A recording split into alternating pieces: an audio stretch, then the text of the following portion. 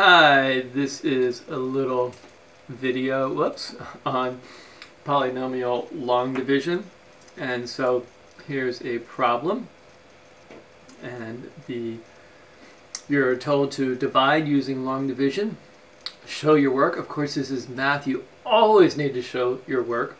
Then explain if x plus 3 is a factor of the dividend. So here we have 2x cubed plus 5x squared minus 4x plus 5 divided by x plus 3. Let's take a look at the setup here. So I've got the same problem right now two different ways. I'm just going to run it parallel, and you'll see why I'm doing that in a second.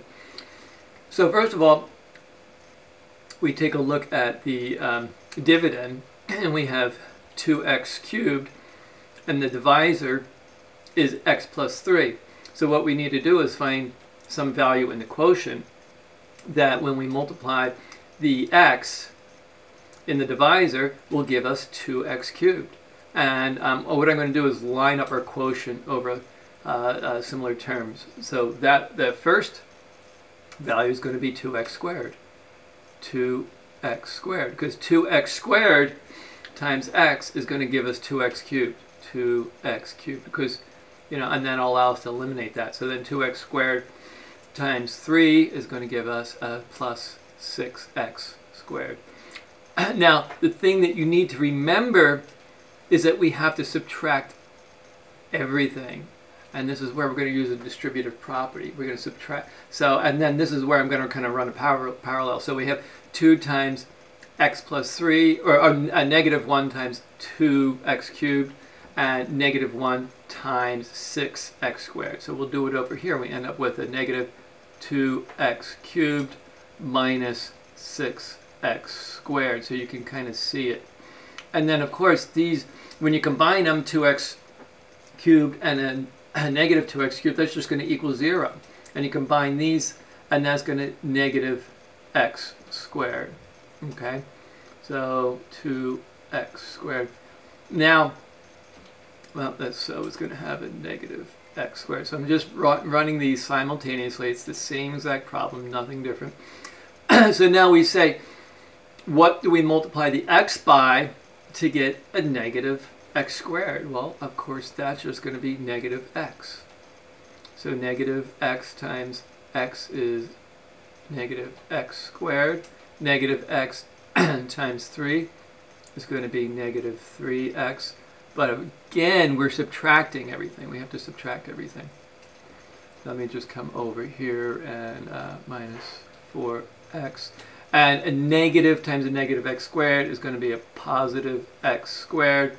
A negative times a negative 3x is going to be a positive 3x. We combine them. This is going to be, of course, 0, and this is going to leave us with a negative x minus x.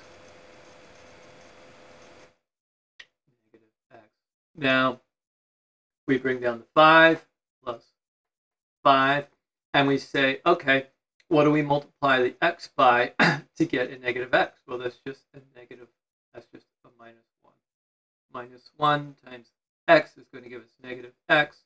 Minus 1 times 3 is going to give us negative 3. We subtract the whole thing. Plus 5. So negative times a negative is positive. That's going to be x. A negative times a negative is positive. It's going to be 3. Combine those, and we get 8. And so we have a remainder, right? Remainder equals 8 minus 1, and that's going to be plus 8 over x plus 3. So our quotient is 2x squared minus x minus 1 plus 8 over x cubed. And take a look at this remainder. Look, this makes sense. What? Well, wait, I'm going to show it on the next slide. So here's the answer. The answer is 2x squared minus x minus 1 plus 8 over x plus 3. Okay, so we divided using long division. We showed our work. Now we have to explain if x plus 3 is a factor of the dividend. Well, if you look down here, it says, because the remainder is not 0, x plus 3 is not a factor of the dividend. watch how this behaves. We'll just pick a simple problem and say 12 divided by 3. 12 divided by, well, that's 4. 4 times 3 is 12. And we get 0 as a remainder. And look at this. We know that 3 is a factor of 12, right? But what happens if we go like this? 12 divided by 5. We'll say 2 times 5 is 10. We've got a remainder of 2, right? So how would we write that? We'd write 2/5. And we know that 5 is not a factor of 12. I mean, you just know it because you can't multiply anything by 5, you know, a whole number, an integer, and make it work out. So 5 is not a factor. So look at this. When you go back to your basics of what you know, you can actually see that this makes sense. That because the remainder is not 0, right, the divisor cannot be a factor of the dividend. So I hope this is